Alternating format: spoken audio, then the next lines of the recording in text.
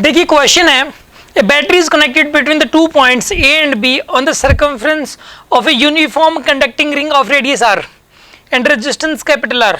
One of the arcs AB of the ring subtends an angle theta at the center. The value of the magnetic induction at the center due to the current in the ring. देखो मैं आपको बताता हूँ question क्या है। सबसे पहले तो क्वेश्चन ही समझ में आना जरूरी है। देखिए आप जैसे सपोज यहाँ पर एक रिंग दे रखी है, कंडक्टिंग रिंग है एक, ओके, और यहाँ पर इसका रेडियस तो स्मॉल आर है और इसका जो रेजिस्टेंस है वो कैपिटल आर है, ठीक है। हाँ जी, ये एक रिंग है, कंडक्टिंग रिंग है, इसका रेडियस स्मॉल आर है और इसका रेजिस्टेंस, इसका सॉरी रेडियस स्मॉल आर है और रेजिस्टेंस है कैपिटल आर, ओके। यहाँ पे एक तरफ से जो ना लाइन, एक वायर एंटर कर रही है और दूसरी तरफ से बाहर निकल रही है। सपोज यहीं से ले लो, मान लो कि यहाँ पे ना, यहाँ से जो है ना, यहाँ से वायर ने एंटर किया, इसमें से आई का करंट गया और सपोज ये वायर यहाँ से निकली है, ठीक है ना। देखो यहाँ पे एक बैटरी कनेक्टेड है, सोचो आप, a battery is connected like this, यहाँ से करंट गया, देखो निकला, ये पता क्या होगा यहाँ पे ना, ये तो सिर्फ ऐसा ही है, ये वायर नहीं है, यहाँ से करंट गया, इधर से गया, ये दो पार्ट्स में डिवाइड हो जाए करंट। मान लो इधर गया I1 और इधर गया सपोज I2, और इन दोनों का जो सम होगा I1 प्लस I2, इसकी जो वैल्यू होगी वो I के बराबर हो जाएगी। और यहाँ से I1 आया और यहाँ से I2 आया और मिला के ये I हो जाएगा और इसमें एंटर कर जाएगा, राइट। यहाँ पे जो है ना, यहाँ से बैटरी में से करंट निकला I और ये गया और ये दो पार्ट्स में डिवाइड हो जाएगा, I1 और I2 ऐसे गया और I1 इधर गया, I1 और I2 का सम I हो जाएगा और बैटरी के अंदर ये एंटर कर जाएगा। इस तरीके से होगा। यहाँ पे आपको मैं एक बात बताऊं, पहली बात तो करंट जो है ना अलग अलग जाएगा दोनों में, I1 और I2, क्यों? क्योंकि इसका और इसका रेजिस्टेंस अलग अलग है, ठीक है ना। यहाँ पे जैसे करंट गया तो उसको फाइनली यहाँ पे पहुँचना है, ये डेस्टिनेशन पॉइंट है। तो इसके अंदर अगर इसका और इसका रेजिस्टेंस अगर सेम होता, दोनों का रेजिस्टेंस अगर सेम होता तो करंट भी सेम जाता।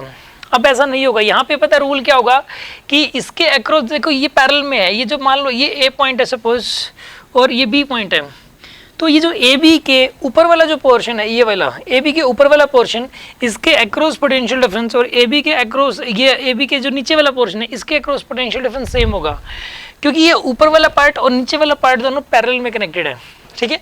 ए और बी के ऊपर वाला पार्ट और नीचे वाला पार्ट पैरेलल में कनेक्टेड है। तो यहाँ पे अगर दोनों पैरेलल में कनेक्टेड हैं तो इसका मतलब ये हुआ कि ए बी का जो ऊपर वाला पार्ट है इसके अक्रॉस पोटेंशियल डिफरेंस और जो नीचे वाला पार्ट है इसके अक्रॉस पोटेंशियल डिफरेंस सेम हो जाएगा। समझ आ रही है बात आपको? और अगर पोटेंशियल डिफरेंस सेम है तो हम लोग लिख सकते हैं यहाँ पे I1R1 is equals to I2R2। हाँ जी, ये लिखा जा सकता है ना। अच्छा अब सुनो, अब देखो यहाँ पे R1 क्या है, यहाँ पे R1 का रेजिस्टेंस है, यहाँ पे नीचे वाले का रेजिस्टेंस R1 और R2 क्या चीज़ बताइए, R2 ऊपर वाले का रेजिस्टेंस है। तो करंट इनटू रेजिस्टेंस, ये पोटेंशियल डिफरेंस हो गया, ऐसे इसका इसका पोटेंशियल डिफरेंस हो जाएगा, राइट। अच्छा अब एक बात बताइए, यहाँ पे सपोज ये वाला एंगल थीटा, ओके, ये वाला एंगल थीटा।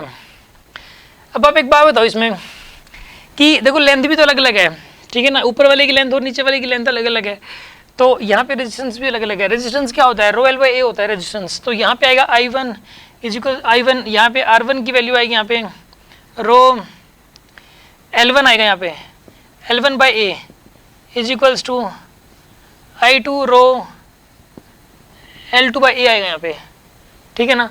यहाँ पे आएगा I2 इंटू में रो L2 बाई ए आ जाएगा आपके पास। यहाँ पे ए से ए कैंसिल हो गया, रो से रो कैंसिल हो गया, तो यहाँ पे आएगा I1 L1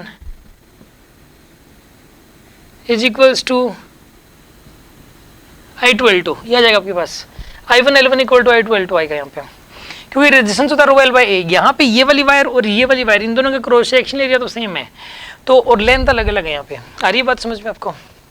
अच्छा अब सुनो, ये पहली बात है जिसको हम यूज़ करने वाले हैं अभी, ठीक है। अब उसके बाद सुनो, इसकी वजह से मैग्नेटिक फील्ड कितना आएगा, जो नीचे वाला पोर्शन है, इसकी वजह से जो मैग्नेटिक फील्ड सपोज B1 आएगा, तो B1 की वैल्यू बताइए। किसी आर्क की वजह से मैग्नेटिक फील्ड क्या होता है, किसी आर्क की वजह से ये होता है म्यू नोड I अपॉन में 2 पाई डी। डी की वैल्यू हो जाएगी यहाँ पे, और डी की वैल्यू स्मॉल आर के बराबर हो जाएगी यहाँ पे, म्यू नोड I अपॉन में 2 pi r into sine phi, यही होता है, इंटू साइन फाई, यही होता है magnetic field due to the smaller arc. इसकी वजह से मैग्नेटिक फील्ड इतना होगा, राइट। अभी साइन फाई की वैल्यू देखो, आई की I1 पुट करोगे आप यहाँ पे, आई किसका I1, ये आर तो इसका रेडियस है, रेडियस दोनों के लिए सेम रहेगा, दोनों आर्क्स के लिए, ठीक है ना। तो यहाँ पे आएगा म्यू नोड I1 अपॉन में 2 पाई आर, और यहाँ पे साइन फाई की वैल्यू पुट करो, साइन फाई की वैल्यू जाएगी, ये वाली लेंथ कितनी बताइए, ये वाली लेंथ सपोज L1 है, ये वाली लेंथ, ठीक है ना, ये लेंथ L1 थी यहाँ पे, और ये रेडियस कितना आर, तो ये एंगल आ जाएगा आपके पास साइन फाई की वैल्यू। तो इस केस के अंदर जो है ना साइन फाई अगर आपको निकालना है तो साइन फाई नहीं होता, सॉरी इसमें ओनली फाई होता है मैग्नेटिक फील्ड निकालते वक्त, साइन फाई नहीं आता इसमें, फाई आता है सिर्फ, मैग्नेटिक फील्ड निकालते वक्त सिर्फ फाई आता है, ठीक है ना। वो तो था इलेक्ट्रिक फील्ड के केस में था, इलेक्ट्रिक फील्ड के फॉर्मूले में लगता था, ठीक है ना। म्यू नॉट आई अपॉन में 4 पाई आर इंटू फाई था क्या ये, म्यू नॉट अपॉन में म्यू नॉट आई अपॉन में 4 पाई आर था ये शायद, ठीक है ना, म्यू नॉट आई अपॉन में 2 आर तभी तो बनेगा ये, ठीक है। ये 4 था, फॉर्मूला ये वाला होता है, सॉरी, ठीक है ना, फॉर्मूला ये होता है म्यू नॉट आई अपॉन में 4 पाई आर इंटू फाई, ये फॉर्मूला होता है, ठीक है ना। तभी तो एक सर्कल के अगर करंट कैरिंग रिंग होती है तो करंट कैरिंग रिंग के सेंटर पे कितना होता है, mu naught I upon 2 r होता है।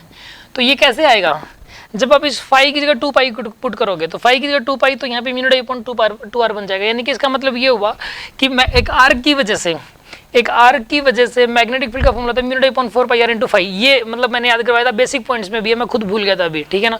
तो तभी तो कहता हूँ ना बार बार याद करो यार इसको, ठीक है ना। जब हमें इतने साल हो गए पढ़ाते और इतने हर साल कितनी बार पढ़ा देते हैं तो ही माइंड से स्लिप हो जाती हैं बातें, ठीक है ना। तो म्यू नॉट आई अपॉन में 4 पाई आर इंटू फाई होता है, तो यहाँ पे I1 अपॉन में 4 pi r into phi, phi की वैल्यू कितनी हो जाएगी बताइए, L1 अपॉन में आर हो जाएगा, यहाँ पे ये L1 अपॉन में R, L1 divided by R आ जाएगा, राइट।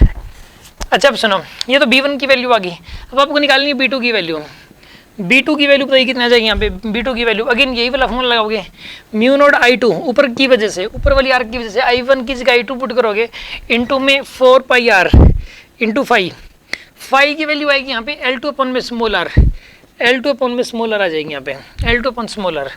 अच्छा आपको पता है यहाँ पे मैं कहता हूँ कि इसमें ये B1 और B2 इक्वल है, इक्वल एंड अपोजिट है दोनों, ठीक है ना। पहली बात तो करंट की डायरेक्शन से पता लग रहा है अपोजिट है, देखो इस वाले करंट की वजह से मैग्नेटिक फील्ड बाहर की तरफ होगा, इस वाले करंट की वजह से, और इस वाले करंट की वजह से अंदर की तरफ होगा, इस वाले करंट की वजह से मैग्नेटिक फील्ड किस तरफ बाहर की तरफ, और इस वाले करंट की वजह से किस तरफ अंदर की तरफ। पहली बात तो डायरेक्शन अपोजिट है, और मैं कहता हूँ कि ये मैग्नीट्यूड भी इक्वल है, कैसे देखो म्यू नोड 4 पाई आर, ये नीचे स्मॉल आर है, यहाँ पे I1 L1 है, ठीक है ना, और ये है I2 L2, तो यहाँ पे देखो I1 L1 equal to I2 L2 हो जाएगा इस केस में।